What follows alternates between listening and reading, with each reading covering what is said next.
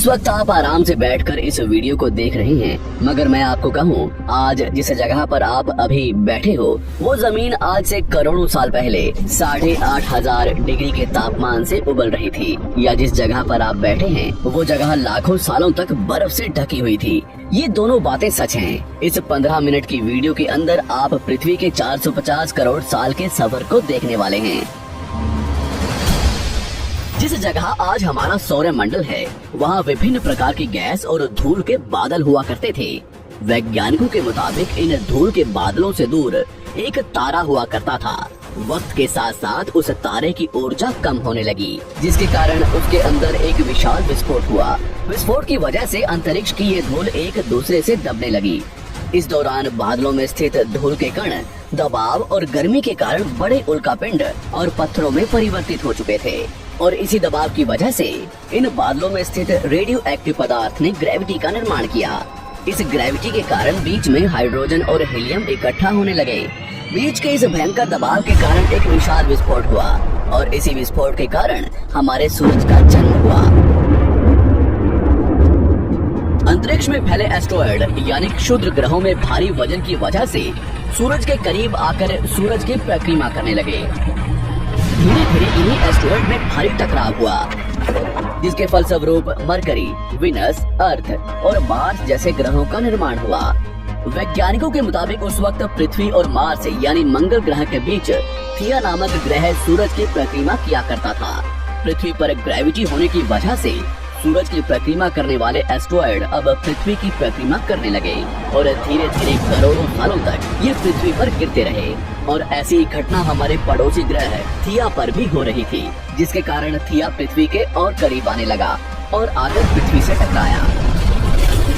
इस भयंकर टकराव की वजह से पृथ्वी के हिस्से कणों के रूप में अंतरिक्ष में फैल गए और एक रिंग्स की तरह पृथ्वी की परिक्रमा करने लगे। इन्हीं परिक्रमा करते हुए कणों में टकराव होने लगा, जिसके कारण हमारे चांद का निर्माण हुआ। उस वक्त पृथ्वी पर सिर्फ एक ही समुद्र हुआ करता था, और वो था 1900 डिग्री सेल्सियस के तापमान पर उबलते हुए लावे का। उबल रही थी वो सारी चीजें जिसे आज आप अलग अलग नाम से जानते हैं। वक्त के साथ साथ पृथ्वी धीरे धीरे ठंडी हो रही थी, जिसके कारण पृथ्वी के भारी तत्व जैसे धातु और रेडियो एक्टिव पदार्थ पृथ्वी के केंद्र में जाकर इकट्ठा हो गए, और हल्के पदार्थ पृथ्वी की सतह पर आ गए। लाखों सालों तक पृथ्वी पर उल्कापिंडों की बरसात हुई, और इन गिरते हुए उल्कापिंडों में जमा था नमक, मिनरल्स और पानी। करोड़ों सालों तक इन उल्कापिंडों की बरसात होती रही, और धीरे धीरे पृथ्वी की ऊपरी सतह पानी से ढकने लगी। वैज्ञानिकों के मुताबिक यही वो वक्त था जब दूर गहरे पानी के अंदर निकलते ज्वालामुखियों से पहली बार सूक्ष्म जीवों का निर्माण हुआ। लाखों सालों बाद एक वक्त ऐसा आया जब पृथ्वी की पूरी सतह पानी से ढक चुकी थी। हमारी पृथ्वी के सबसे अंदर का कोर रेडियो एक्टिव पदार्थ से बने होने की वजह से हरदम गर्म होता रहता है, लेकिन जब भी पृथ्वी की ऊपरी जमीन ठंडी हो जाती है, तब पृथ्वी के अंदर की गर्मी बाहर नहीं निकल पाती, जिसके कारण ज्वालामुखियों का निर्माण होता है। और उस वक्त कुछ ऐसा ही हुआ। पानी से ढकी हुई पृथ्वी पर हजारों की तादाद में ज्वालामुखी निकलने लगे, और आने वाले लाखों सालों तक इन ज्वालामुखियों का निकलना जारी रहा, जिससे पानी के ऊपर जमीन का निर्माण हो रहा था। इस वक्त भी पृथ्वी पर वातावरण न होने की वजह से अंतरिक्ष से उल्कापिंडों की बरसात हो रही थी। आज से लगभग 300 करोड़ साल पहले पृथ्वी पर ऐसा वक्त आया जब पृथ्वी का वातावरण लगभग स्थिर होने लगा था। ज्वालामुखी निकलने धीरे हो गए थे, और पृथ्वी का एक दिन 12 घंटे का हुआ करता था। साल बीतते गए, और धीरे धीरे ये सूक्ष्म जीव विकसित होते गए और समूह में रहने लगे। आज से लगभग 250 करोड़ साल पहले पहली बार पृथ्वी पर ऐसे जीवों का निर्माण हुआ जो जीने के लिए ये पानी के अंदर के मिनरल्स यानी खनिज पदार्थ और धूप का इस्तेमाल करते थे, और मल त्याग के रूप में ऑक्सीजन बाहर निकालते थे। इस वक्त तक पृथ्वी पर ज्यादातर ज्वालामुखी निकलने बंद हो चुके थे, और इन माइक्रोबैक्टीरिया की वजह से वातावरण में ऑक्सीजन की मात्रा बढ़ रही थी। वातावरण में ऑक्सीजन बढ़ने की वजह से पृथ्वी का वायुमंडल बनना शुरू हुआ, और आने वाले हजारों सालों तक वातावरण में ऑक्सीजन की मात्रा बढ़ती रही, जिसकी वजह से पृथ्वी के ज्यादातर हिस्सों में ये सूक्ष्म जीव फैल गए। हजारों सालों बाद एक वक्त ऐसा आया जब पृथ्वी में ज्यादा ऑक्सीजन बढ़ने के कारण ये सूक्ष्म जीव मरने शुरू हो गए। उस वक्त तक पृथ्वी का वातावरण ठंडा होने के साथ साथ ऑक्सीजन से भी भर चुका था, जिसके कारण जमीन और वातावरण में स्थित आयरन यानी लोहे के मिनरल्स पानी में स्थित ऑक्सीजन से रिएक्ट होने लगे। और एक वक्त ऐसा आया जब पृथ्वी की जमीन आज के मार्स के जैसे लाल हो चुकी थी। वक्त बीतने के साथ साथ धरती की टेक्टोनिक प्लेट्स में दरार होने लगी, जिसके कारण पृथ्वी के अंदर का लावा जमीन की तरह कई लाखों सालों तक खुला उबलता रहा। और यही वो कारण था जिसके कारण पृथ्वी के वातावरण में कार्बन डाइऑक्साइड की मात्रा बहुत बढ़ गई और पृथ्वी पर एसिड की वर्षा शुरू हो गई। एसिड रेन की वजह से पृथ्वी का तापमान घटने लगा और तापमान इतना घटा कि पृथ्वी के ऊपर स्थित पानी बर्फ में परिवर्तित होने लगा। पृथ्वी पर पहली बार भयंकर आइस एज आया। इस वक्त पूरी पृथ्वी सफेद बर्फ से ढक चुकी थी। आमतौर पर जब धरती पर सूरज की किरणें गिरती हैं, तब जमीन उन किरणों को सोख लेती है, मगर क्योंकि पूरी पृथ्वी बर्फ से ढक चुकी थी और क्योंकि बर्फ सफेद और चमकीली होती है, जिसके कारण सूरज की किरणें धरती पर गिरने के बाद वापस चली जाती थी। इसी कारण से पृथ्वी कई लाखों सालों तक बर्फ से ढकी रही, मगर फिर से पृथ्वी के अंदर स्थित गर्मी ज्वालामुखी के रूप में निकलना शुरू हो गई और इन ज्वालामुखियों से निकलने वाली गर्मी ने बर्फ को पिघलाना शुरू कर दिया। इसी बीच पृथ्वी की गहराई में बचे कुछ सूक्ष्म जीव धीरे धीरे बदल रहे थे और अब वो ऑक्सीजन को अपने शरीर को बड़ा और जटिल बनाने के लिए इस्तेमाल करने लगे थे। इस बीच पानी में अलग से भी छोटे समुद्री पौधे निकलने शुरू हो चुके थे। बाहर जैसे जैसे ज्वालामुखी निकल रहे थे, वैसे वैसे वातावरण कार्बन डाइऑक्साइड की वजह से गर्म हो रहा था। वक्त के साथ साथ बर्फ तो पिघलने लगी, मगर धरती पर फिर से एसिड की वर्षा शुरू हो गई, जिसके कारण फिर पृथ्वी ठंडी होने लगी और फिर पृथ्वी की ज्यादातर सतह बर्फ से ढक गई। ऐसा बार बार कई हजारों सालों तक होता रहा और इसी कारण से अब समुद्री जीव धीरे धीरे वातावरण के हिसाब से विकसित हो रहे थे। इस बीच कई सारे जीव और समुद्री जंगल विलुप्त हो गए, मगर जो बच गए वो धीरे धीरे पृथ्वी के बदलते तापमान के हिसाब से ढलते गए और अब हजारों सालों बाद समुद्री पेड़ बर्फ की वजह से पूरी तरह से मरते या सूखते नहीं थे। अब सूक्ष्म जीव समुद्री जीव बन चुके थे। जब फिर से ज्वालामुखियों ने पृथ्वी की बर्फ को पिघलाना शुरू किया, तब ये समुद्री पेड़ जल्दी विकसित होकर फैल गए। धीरे धीरे वातावरण में ऑक्सीजन की मात्रा बढ़ने लगी और पृथ्वी पर होने वाली एसिड की वर्षा कम होने लगी। वातावरण में ऑक्सीजन आने की वजह से पृथ्वी की ओजोन लेयर्स मोटी होने लगी और आज से लगभग 47 करोड़ साल पहले पृथ्वी की ऊपरी सतह पर पहली बार मोसोस नामक प्लांट उगना शुरू हुआ।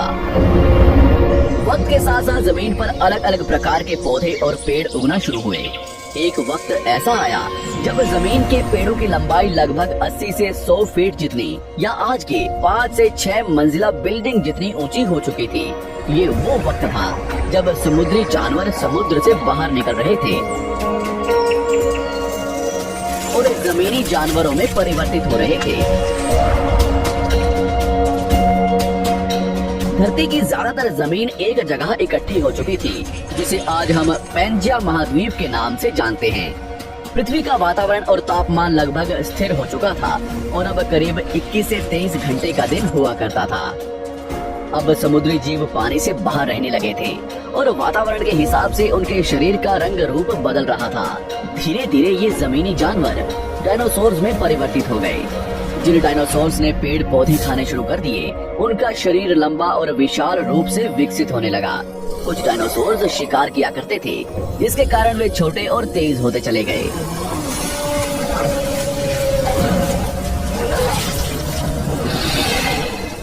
पृथ्वी की ऊपरी जमीन एक जगह इकट्ठी होने के कारण ज्यादातर जमीन रेगिस्तान और बंजर हो चुकी थी। ज्यादातर जंगल समुद्र के करीब हुआ करते थे, जिसमें डायनासोर्स रहा करते थे। आज से लगभग 20 करोड़ साल पहले पैंजिया महाद्वीप टूटना शुरू हो गया।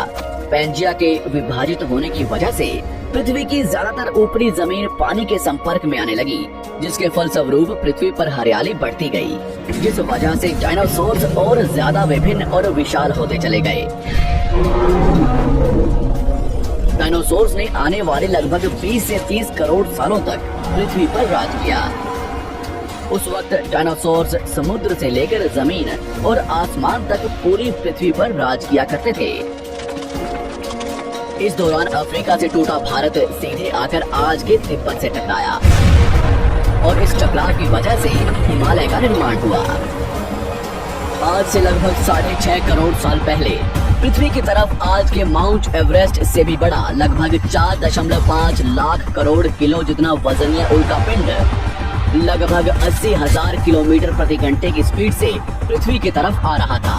पृथ्वी की सतह को छूते ही उसमें भयंकर आग लगी और वो जलते हुए सीधा पृथ्वी से टकराया। इस टकराव से निकलने वाली ऊर्जा आज के 10 करोड़ परमाणु बम एक साथ फटने के बराबर थी। जहाँ ये उल्कापिंड गिरा वहाँ के जानवर और पेड़ तुरंत भाप बनकर जल गए। गिरते ही पृथ्वी पर पूरी तरह धूल फैलने लगी। समुद्र में भयंकर बाढ़ आने लगी। भूकंप और आग ने पृथ्वी को जलाना शुरू कर दिया। कुछ ही घंटों में पूरी पृथ्वी के वातावरण में हानिकारक गैस और धूल की वजह से पृथ्वी नर्क हो चुकी थी। डायनासोर्स, घुटन, आग और भूखमरी से पूरी तरह विलुप्त हो गए। इस वक्त हमारे पूर्वज जमीन के अंदर रहा करते थे, जिसके कारण वो इस विशाल प्रलय से बच गए। पृथ्वी का वातावरण पूरी तरह से काला और अंधेरा हो चुका था, जिससे धूप भी जमीन तक नहीं पहुंच पा रही थी। पृथ्वी के पेड़ और ज्यादातर जानवर विलुप्त हो गए। वातावरण में धूल और हानिकारक गैस के कारण पृथ्वी पर फिर से एसिड की वर्षा शुरू हो गई और फिर पृथ्वी ठंडी होकर बर्फ से ढक गई। लेकिन इस बार पृथ्वी की बर्फ लाखों सालों तक नहीं जमी रही और 80 से 90 हजार साल बाद ये बर्फ पिघलनी शुरू हो गई। जैसे ही धरती पर वातावरण फिर से पहले जैसा होने लगा, वैसे ही ये छोटे जीव जमीन से बाहर आना शुरू हो गए। उस वक्त पृथ्वी की बर्फ पिघलनी शुरू ही हुई थी, जिसके कारण अफ्रीका में घने ठंडे जंगल हुआ करते थे और इसी बीच ये जमीनी जीव बंदरों में परिवर्तित हुए। मगर जैसे जैसे पृथ्वी गर्म होने लगी, वैसे वैसे अफ्रीका के ये जंगल सूखने लगे। जंगल की चीजें खाने वाले बंदरों को खाने की कमी होने लगी। खाने की तलाश में इन बंदरों ने अपने पैरों पर चलना शुरू कर दिया, जिससे उन्हें दूसरे जानवरों के शिकार करने में मदद मिलती थी। धीरे धीरे बंदर एप्स यानी वानर में परिवर्तित हुए। खाने की तलाश में ये एप्स पृथ्वी के दूसरे हिस्सों में फैलने लगे और धीरे धीरे उनके शरीर का रंग रूप वहाँ के मौसम के हिसाब से बदलता गया। वक्त के साथ साथ हम आदिवासी बने। हमने हथियारों से लेकर आग का आविष्कार किया। हम धीरे धीरे इंसान के रूप में विकसित हुए। हमने धर्म से लेकर परिवार, भाषा और संस्कृति का निर्माण किया और वक्त के साथ साथ हम विकसित होते चले गए और आज हम इस पृथ्वी की सबसे विकसित प्रजाति बन चुके हैं। पृथ्वी को आज के जैसे बनने में लगभग 450 करोड़ साल का वक्त लगा है और हमें एक छोटे जमीन में रहने वाले जानवर से इंसान बनने में कई लाखों सालों का। मगर हमने इन 100 सालों में जितना पृथ्वी को गंदा और तबाह किया है, उतना आज तक किसी भी प्रजाति ने नहीं किया होगा। हम फिर से धरती को गर्म कर रहे हैं और कार्बन डाइऑक्साइड की मात्रा बढ़ा रहे हैं। वैज्ञानिकों का मानना है कि पृथ्वी पर फिर से विशाल परिवर्तन होने वाला है। भविष्य में पृथ्वी कैसी होगी, जानेंगे हमारी अगली वीडियो में।